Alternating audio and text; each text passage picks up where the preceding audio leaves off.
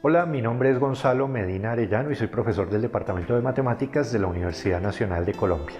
Vamos a continuar ahora nuestro estudio de las funciones. Inicialmente voy a presentar algunos ejemplos de funciones muy sencillas pero muy importantes y luego, al final de la sesión, nos vamos a ocupar de dos operaciones fundamentales con funciones que son, por un lado, cambiar el codominio de una función y por otro lado, cambiar el dominio. Vamos a ver en qué condiciones se pueden hacer estas operaciones y también más o menos hablar de la importancia que tiene poder realizar cada una de estas dos operaciones.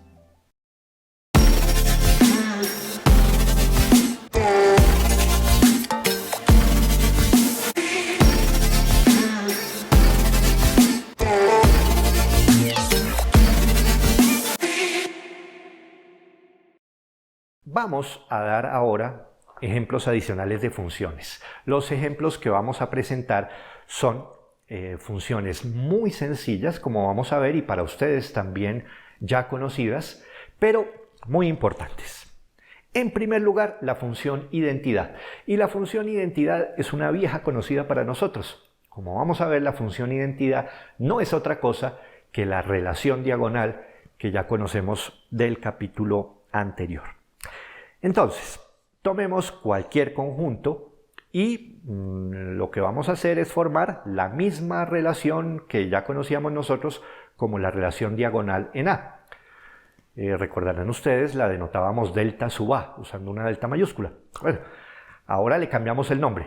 La vamos a llamar función identidad y la vamos a denotar I mayúscula sub A. La razón para la I mayúscula es clara, es la letra inicial de identidad.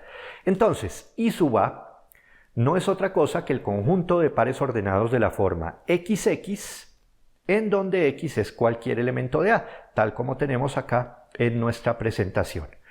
La función identidad es entonces ese conjunto de pares ordenados. Por supuesto, deberíamos realizar la verificación de que efectivamente estamos en presencia de una función. La verificación es muy sencilla, hagámosla, por supuesto. Primero que todo, debemos ver que I sub A sea relación de A en A, es decir, debemos ver que I sub A sea un subconjunto de A cruz A. Eso lo hicimos ya en el capítulo anterior. Y así no lo hubiéramos hecho, es muy simple la verificación. Si tomamos un elemento en I sub A, ese elemento es una pareja ordenada de la forma XX con X en A, y eso inmediatamente quiere decir que ese elemento pertenece a A cruz A. Así que efectivamente, I sub A es relación de A en A. En segundo lugar, debemos ver que A esté contenido en el dominio de I sub A.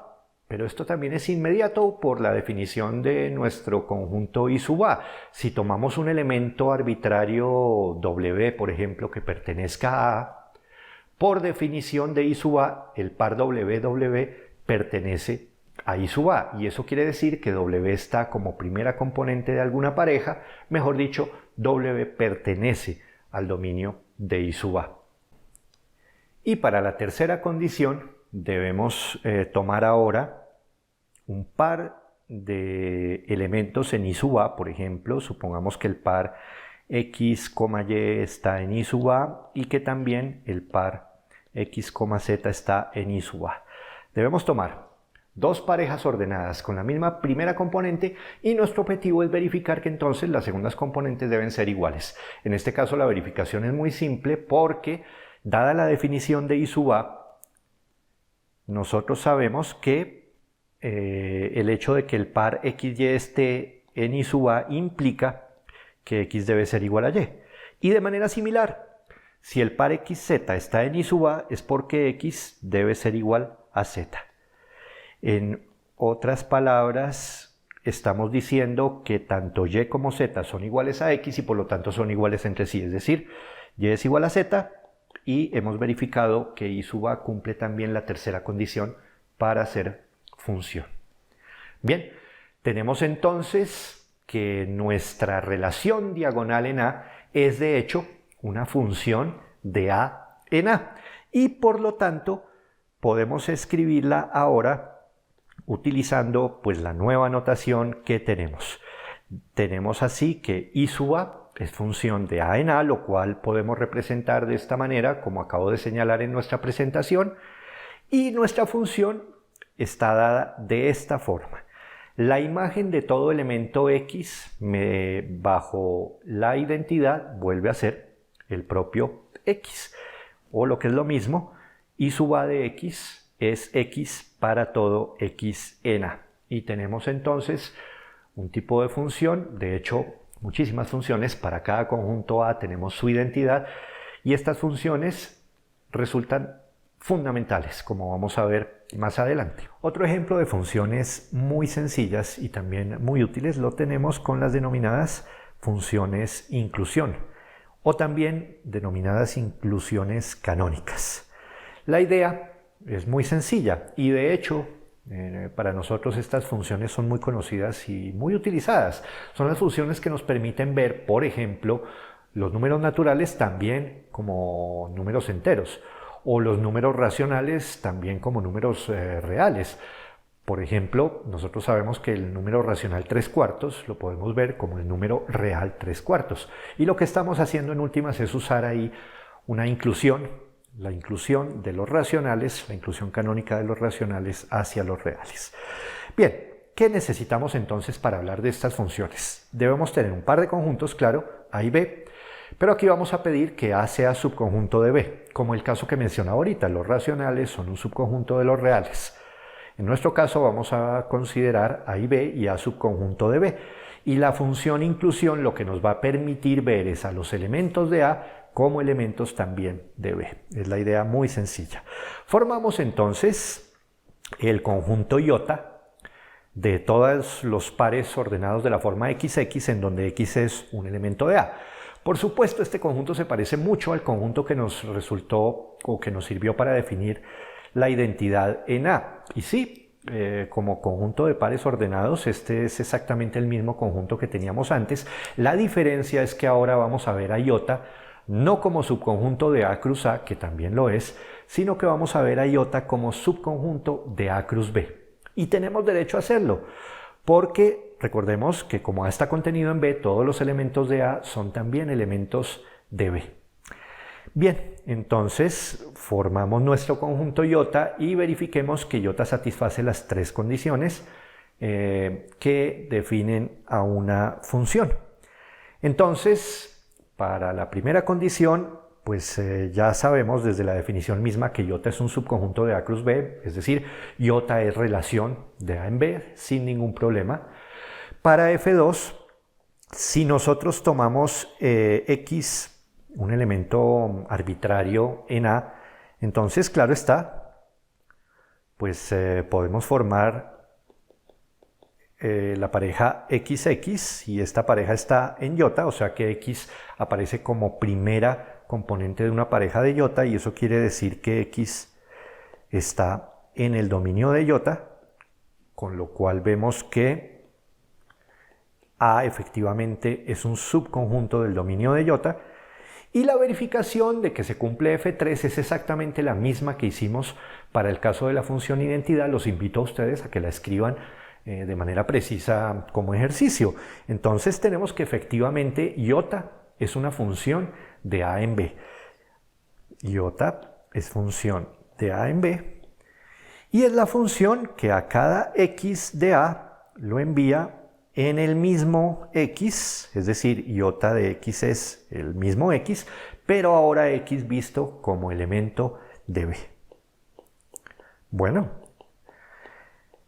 tenemos entonces la inclusión canónica de A en B, y este tipo de funciones también, aunque son muy sencillas, resultan ser muy útiles en la práctica.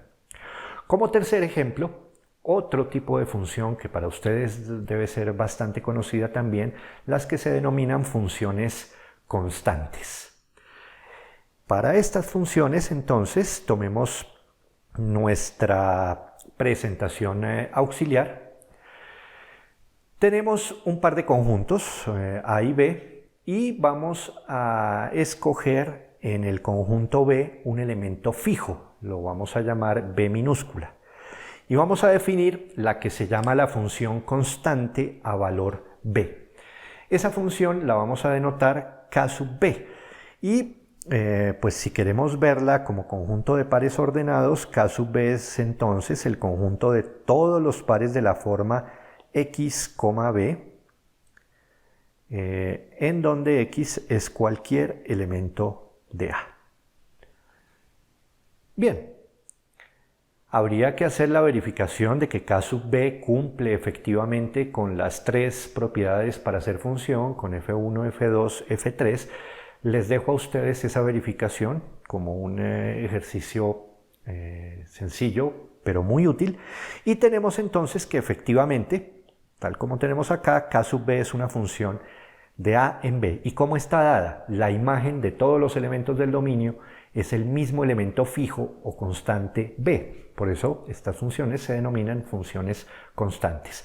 A todos los elementos del dominio los envían en un mismo valor o en un valor constante B del codominio. Para terminar con esta tanda de ejemplos, quiero que examinemos ahora la situación con el conjunto vacío.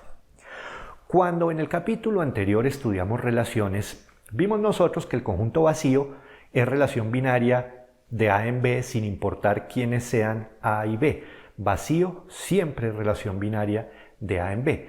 Y pues ahora que estamos estudiando no relaciones arbitrarias, sino un tipo especial de relación, las funciones, podemos hacernos la pregunta, ¿será que vacío sigue siendo también función de A en B sin importar cómo sean A y B?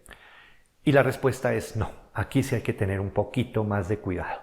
Vamos a ver que de hecho vacío es función de A en B si y solamente si A es vacío. Y la manera de verlo es muy sencilla. Veamos en primer lugar que el hecho de que el conjunto de salida sea vacío es condición necesaria para que vacío sea función de A en B. Supongamos que nuestro A no es vacío.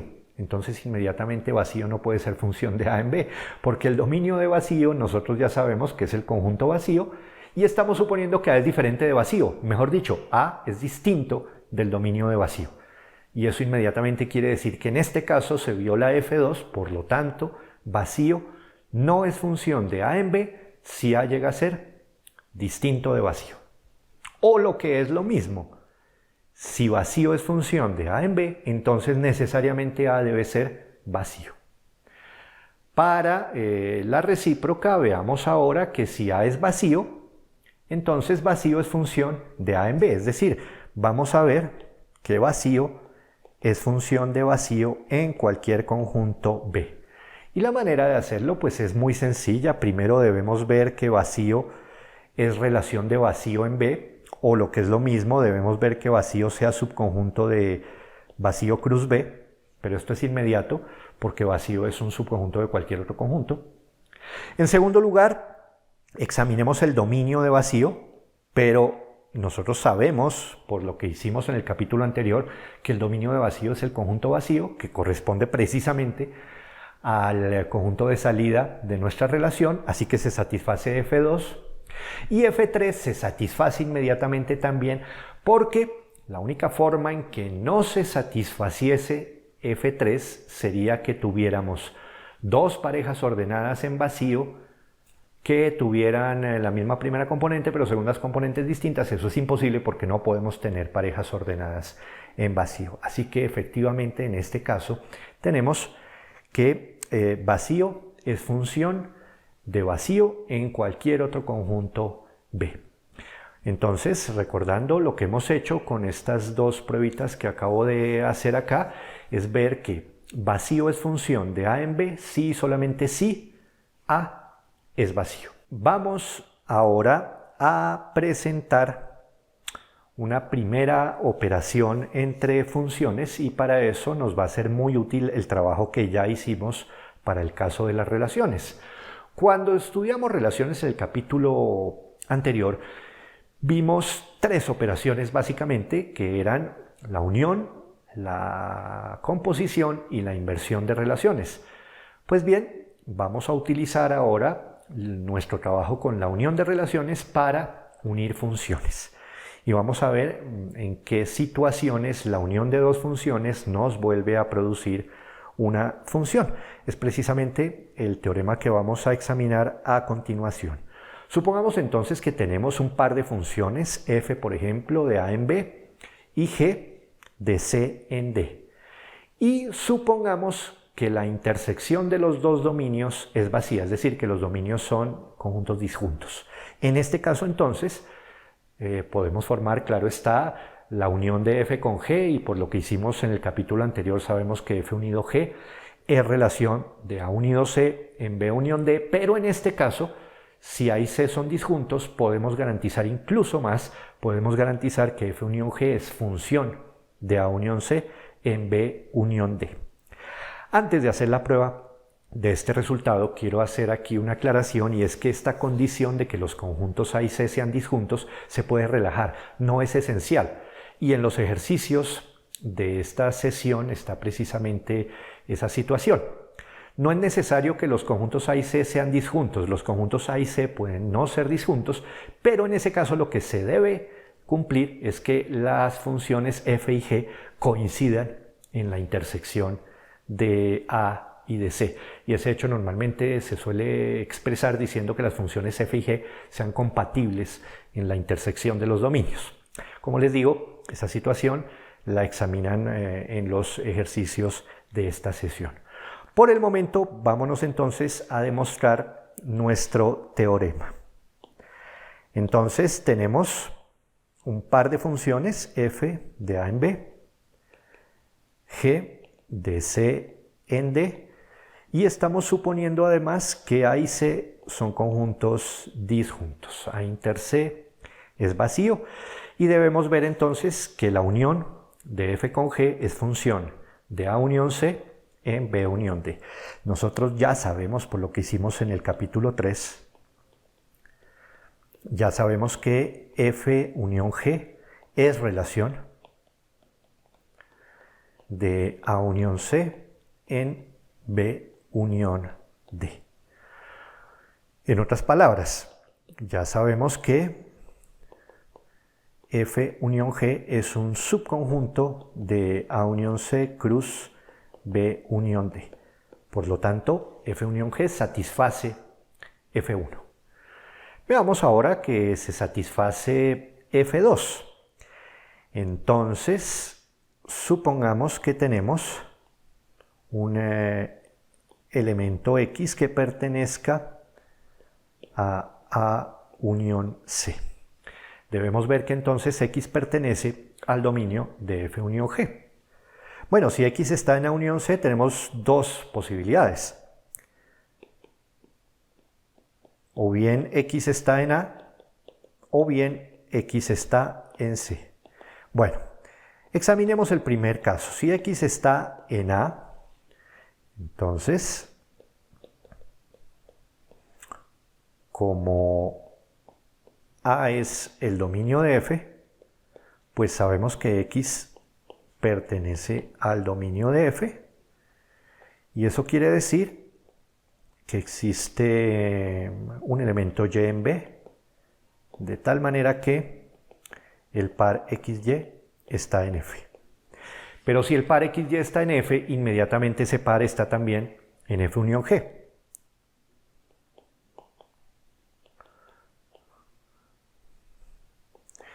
Entonces el par xy está en f unión g, y eso quiere decir que x está como primera componente de una pareja que está en f unión g. Mejor dicho, x pertenece al dominio de f unión g. De manera similar, si pasamos ahora a la segunda posibilidad que teníamos, es decir, si ahora examinamos el caso en que nuestro x esté en C, teniendo en cuenta que C es ahora el dominio de G, tenemos que nuestro x pertenece al dominio de G.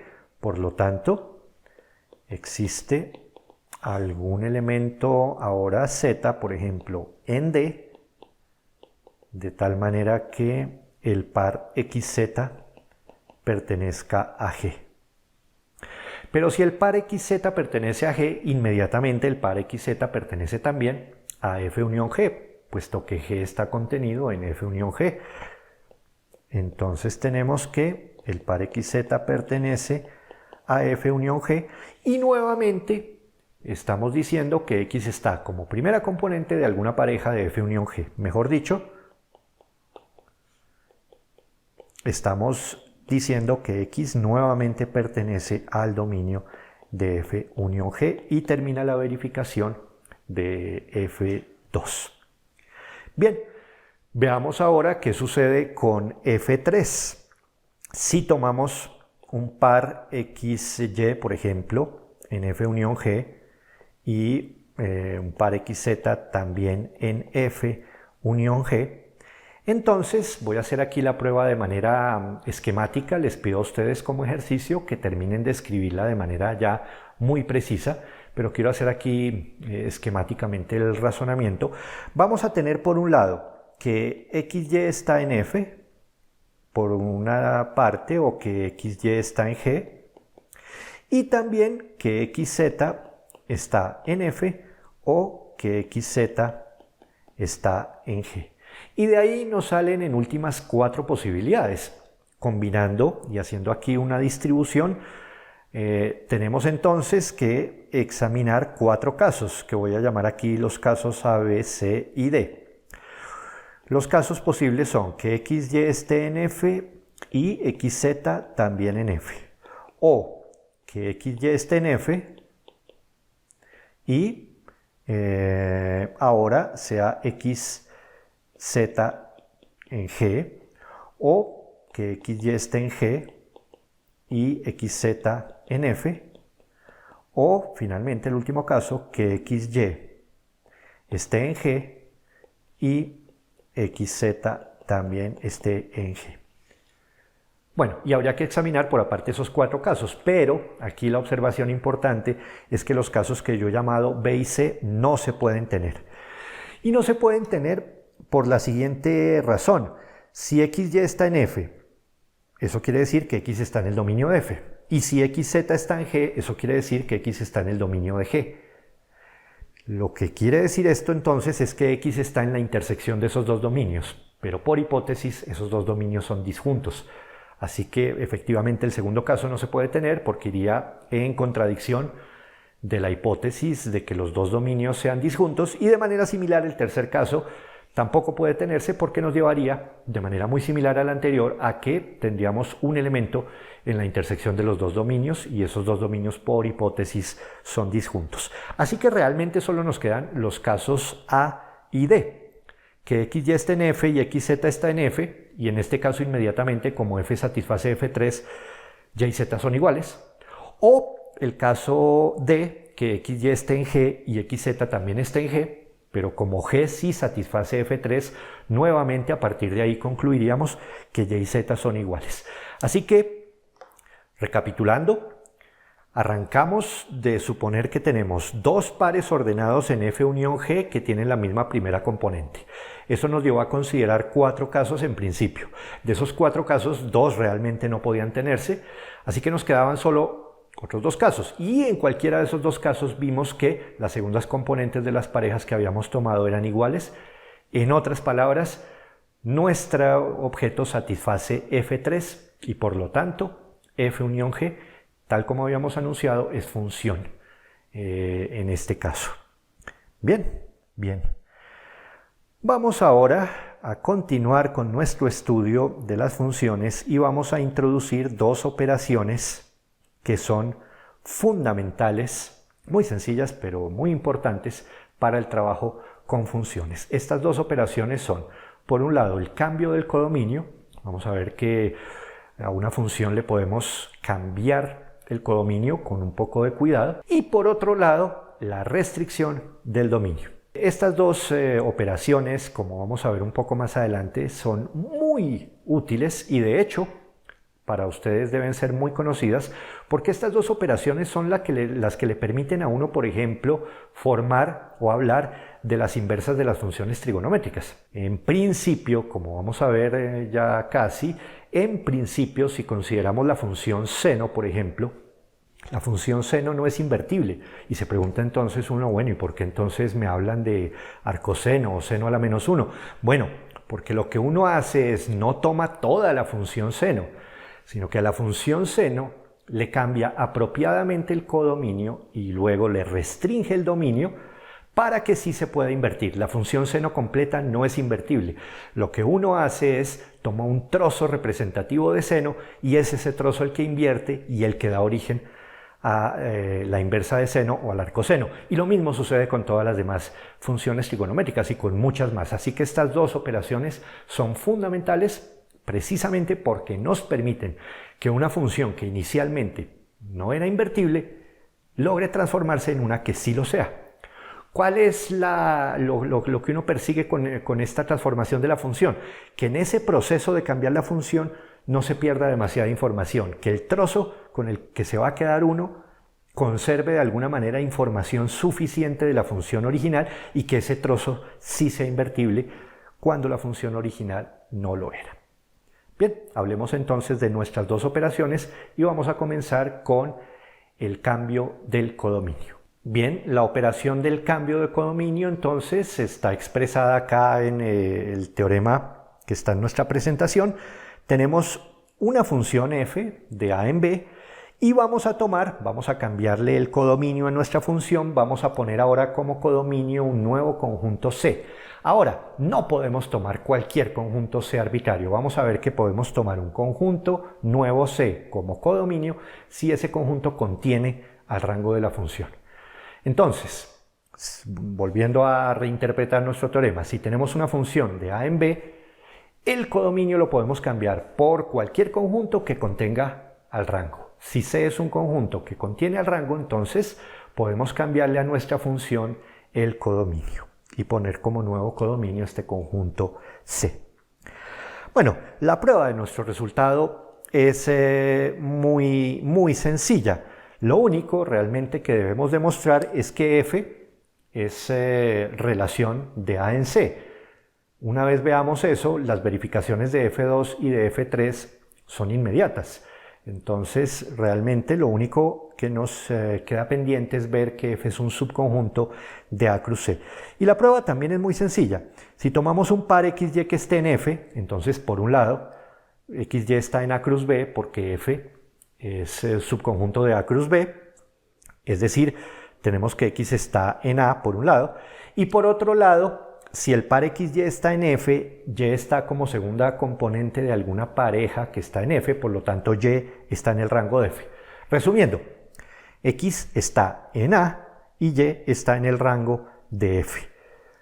Pero el rango de F es un subconjunto de C por hipótesis, así que Y está en C.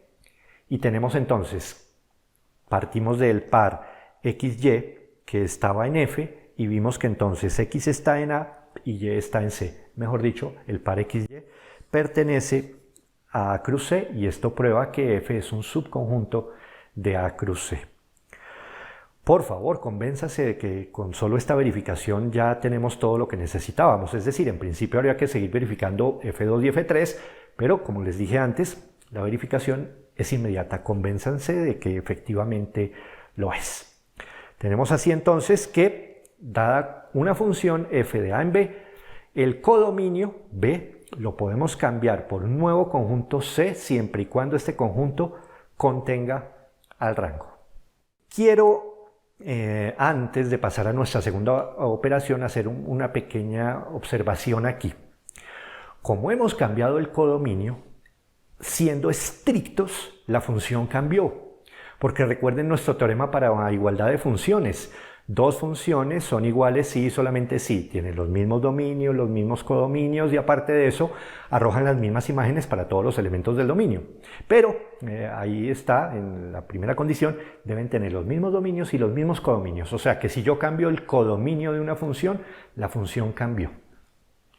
Estrictamente hablando, la función cambió. Así que si mi función original se llamaba f y era función de a en b, al cambiar el codominio ya no tengo derecho a ponerle el mismo nombre, debería llamarla, pues claro, es una función que conserva muchas de las características de f, así que podríamos llamarla f' o f virgulilla o f barra, alguna de estas terminologías, pero es costumbre dejar el mismo nombre, es un abuso del lenguaje.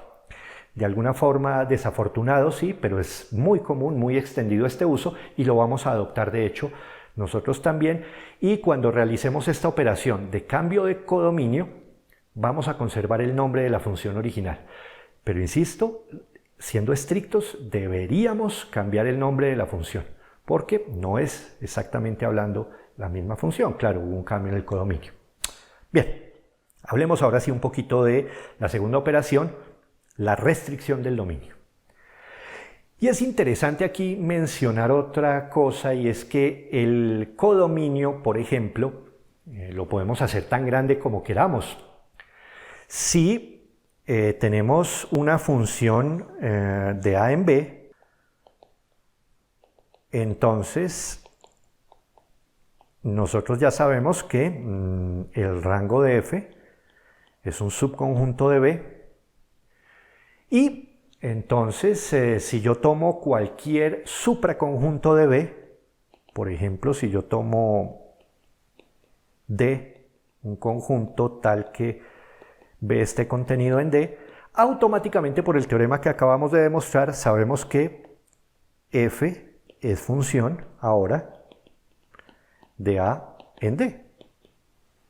Y si yo tomo incluso un conjunto más grande que D, E, por ejemplo, E que sea supraconjunto de D, pues F sigue siendo función de A en E. Entonces miren, entre otras cosas, el codominio de una función lo podemos agrandar tanto como queramos. Si tenemos una función original, yo puedo tomar cualquier supraconjunto del codominio original y tengo entonces que mi función sigue siendo función del dominio original en el supraconjunto. Ahora, el codominio no lo puedo volver tan pequeño como yo quiera. Precisamente el teorema me dice, cuidado, si usted va a reducir el codominio, lo más pequeño que puede poner como codominio es el rango de la función. De ahí ya no puede bajar más. Entonces es interesante hacer esa anotación. Cuando hacemos un cambio de codominio, el codominio más pequeño que se puede tomar es el rango de la función. Y por el otro lado, si queremos agrandar tanto como queramos el codominio, ahí sí no tenemos ningún problema. Cualquier supraconjunto del codominio original nos sirve. Por el contrario, con la restricción del dominio, vamos a ver que lo que podemos hacer es recortar el dominio tanto como queramos, pero ahora por el contrario no lo podemos agrandar, y en principio agrandar los dominios de las funciones es un problema que puede ser muy complejo. De hecho, hay teoremas célebres que posiblemente ustedes verán en sus cursos de álgebra lineal, por ejemplo, o de análisis funcional incluso, que dan condiciones bajo las cuales sí se puede aumentar el dominio de una función, claro, conservándole propiedades que tenga esa función. Entonces, en general es bien bonito esto. Uno puede recortar el dominio tanto como quiera para una función, pero en principio agrandarlo puede ser problemático. Ahora, por el contrario, con el codominio lo podemos agrandar tanto como queramos y no lo podemos recortar mucho, podemos recortarlo solo hasta el rango. Bien, hablemos ahora sí, después de estas observaciones, de la otra operación, la restricción del dominio.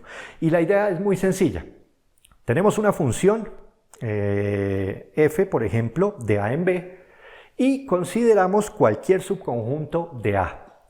Entonces vamos a restringir f al subconjunto D. Y eso se denota, tal como tenemos aquí en nuestra presentación, de esta manera, con una barra vertical a la derecha de la función y en la parte inferior de esa barra vertical el subconjunto del dominio. Entonces, esto se lee f restringida a D, o la restricción de f a D. ¿Y cómo está dada esta nueva función? Pues no tomamos ahora todos los pares de la función original, sino que tomamos solamente aquellos pares de la función original cuya primera componente ahora está en D. La función original estaba formada por ciertos pares de la forma xf de x, en donde x era cualquier elemento de A. Bueno, ahora tomamos no todos esos pares, sino solamente aquellos pares de la forma xf de x, en donde x ahora está en el subconjunto de A. Nos quedamos con parte de las parejas de la función original. Tomamos solo aquellas parejas cuya primera componente está en D. Bien, hay que hacer, por supuesto, la verificación de que este nuevo conjunto de parejas ordenadas satisface F1, F2 y F3. La verificación es muy simple, pero por favor háganla como ejercicio. Y tenemos efectivamente que F restringida a D es una función ahora de D en B. Y esta es la función que se denomina, ya lo he dicho, la restricción de F a D o F restringida a D. Bien, terminamos entonces nuestra sesión. Hemos continuado con el estudio de funciones. Presentamos unos ejemplos de funciones muy útiles, las funciones identidad, las inclusiones canónicas, las funciones constantes. Examinamos la situación para el conjunto vacío y dimos condiciones suficientes y necesarias para que vacío fuese una función. Y hacia el final presentamos dos operaciones muy útiles, la operación de cambio de codominio y la operación de restricción del dominio de una función. Como siempre, los invito entonces a que realicen los ejercicios correspondientes a esta sesión y los espero para seguir hablando de funciones en una próxima oportunidad. Universidad Nacional de Colombia, proyecto cultural, científico y colectivo de Nación.